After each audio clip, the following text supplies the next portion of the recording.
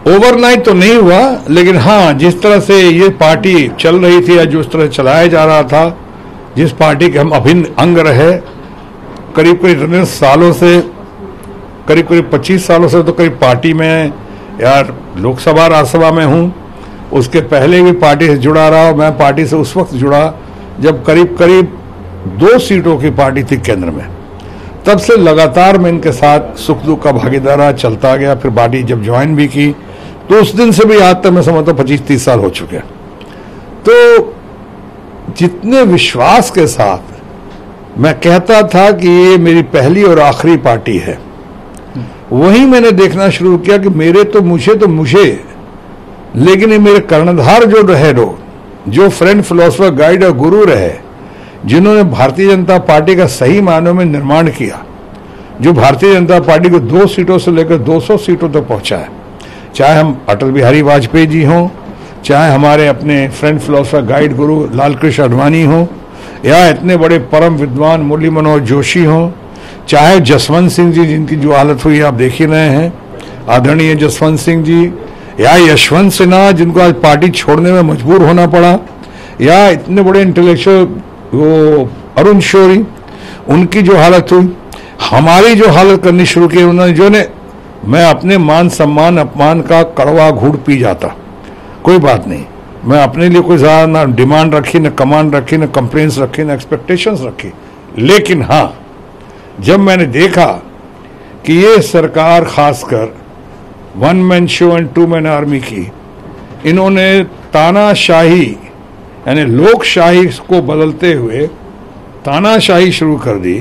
जब धन शक्ति का जनशक्ति पे या प्रचार तंत्र का या धन शक्ति का हमने मीडिया पे भी देखा असर, कि बहुत सारे हमारे मीडिया के दोस्त जो है वो राग दरबारी गाने लगे।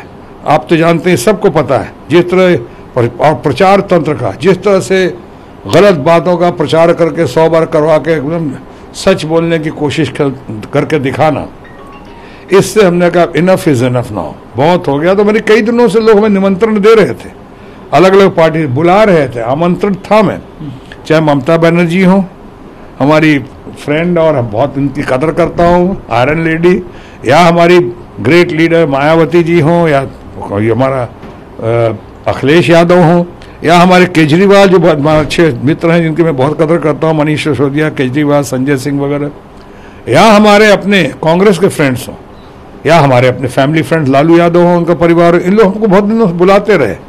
आज महज इत्तेफाक है कि जिस दिन मैंने ये चोला पहना और वो चोला उतार दिया, उस दिन वो स्थापना दिवस है। आज कांग्रेस का चोला पहना हमने, और वही बताऊंगा क्यों पहना, और स्थापना दिवस है आज भारतीय जनता पार्टी का। मैंने कहा वो लोग हमारे परिवार की तरह रहे, उन्होंने मेरा पालन पोषण किया, तो मैं आज के दिन उनको प्रणाम करता हूँ, उनका नमन करता हूँ, उनको मैं शुभेच्छा देता हूँ। लेकिन आज कांग्रेस में आया हूँ, एक अंग्रेजी में कहूँ तो पेनफुल्ली, मैं भारतीय जनता पार्टी को इतने सालों के बाद छोड़ते हुए आज मैं होपफुल्ली कांग्रेस पार्टी, जो पार्टी है महात्मा गांधी, वल्लभ भाई पटेल, सरदार वल्लभ भाई पटेल से नेहरू और इंदिरा गांधी और राहुल गांधी वगैरह सबकी इतने विद्वानों की पार्टी है, इस पार्टी में आज शरीक हुआ हूँ। होपफुल्ली इस उम्मीद के साथ कि इस पार्टी के ज़रिए मैं ना सिर्फ देश की सेवा कर पाऊंगा, बल्कि कांग्रेस पार्टी को मजबूत करता हुआ समाज का, अपने लोगों का या देश को खुशहाली, प्रगति, तरक्की, डेवलपमेंट के रास्ते पर डालता हुआ ग्लोरी के मामले में भी कंट्रीब्यूट कर पाऊंगा। पीयूष गोयल के बेचारा अच्छा लड़का है, उसकी मजबूरी होगी, उसके पास तो और कोई चारा ही नहीं है। वो तो, ये लोग तो बेचारे मर्सी पिटीशन केस हैं, राज्यसभा से आए हैं, इनको कुछ लॉलीपॉप मिला है, मंत्री वगैरह बना देंगे। अच्छा लड़का है, बढ़िया, मानता हूँ उसको, अपने परिवार का ही रहा है। लेकिन ये कहना कि पद की लालसा में, मैं पद तो मिली नहीं, पहली बात तो डिजर्व करने के बाद मुझे क्या अच्छे को पद नहीं मिला। और जब हम लोग का सच्ची बात और अच्छी बात करते थे तो लोग कहते थे कि साहब मंत्री नहीं बनाएंगे इसलिए बोल रहे हैं आप। अरे मंत्रियों को पहचानता कौन है? विद ड्यू रिस्पेक्ट, आज पीयूष गोयल कोई बाजार में खड़ा कर दिया, कोई जानेगा कि वो एग्रीकल्चर मिनिस्टर हैं, कि वो इंडस्ट्री मिनिस्टर हैं, कि वो वेटरनरी मिनिस्टर हैं? क्या कौन जानता उनको? ये तो सारा काम तो पीएमओ से होता है, सारे लोगों का। यानी 2-4 मंत्रियों का कोई नाम बता नहीं सकता आज। तो ये कहना कि हमें पद नहीं मिला, ये तो एक मोटिव डाल दिया आपने। अरुण शौरी के बारे में कह दी, वही यशवंत सिन्हा के बारे में, और तो और लाल कृष्ण आडवाणी के बारे में बहुत कुछ कह दिया आपने, इसलिए उनके बारे में कह दिया आपने कि सो इनको पद नहीं मिला तो ऐसा। ये सब तो अटेंशन डाइवर्ट करने की इनकी पुरानी आदत हो चुकी है। अब पीयूष गोयल इतना बढ़िया आदमी है, अच्छा लड़का है, उसको सामने भेजा है वहाँ पे, क्योंकि उनको पीयूष की अपनी मजबूरी है, उसको बोलना ही पड़ेगा। उसको स्तुति गान करने के अलावा उसके बाद और क्या रास्ता है? उसको अपनी नौकरी बचानी है, तो उसे करना है, और खासकर चुनाव की घड़ी में जब उनकी हालत बहुत ही खराब है। मैं पहले क्यों नहीं गया? अगर जवाब देना हो तो मैं पहले इसलिए नहीं गया कि मैंने तो कहा था मेरी पहली और आखिरी पार्टी है। आपको याद है मैंने कहा था मैं पार्टी नहीं छोड़ूंगा, पार्टी चाहे तो मुझे छोड़ सकती है। तो पार्टी ने कई बार हमें धमकी भी दी, उन्होंने कहा इनको निकाल दिया जाएगा, और अब कम निकाला तो अच्छा इनको चुनाव के बाद निकाल दिया जाएगा।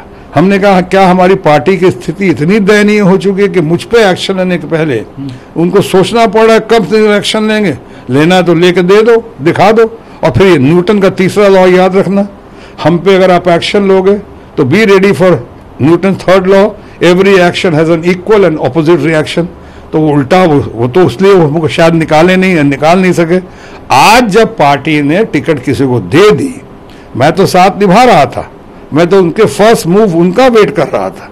फर्स्ट मूव जो नहीं कर सके, इतनी शायद हिम्मत नहीं हुई या शर्म आई होगी या थोड़ा गिल्टी फील किया होगा, नहीं किया उन्होंने, तो हमने कहा कि चलो फिर तुमने जब पत्ते नहीं खोले तो अब मैं खोल देता हूँ, राष्ट्र की बेहतरी के लिए, समाज की बेहतरी के लिए।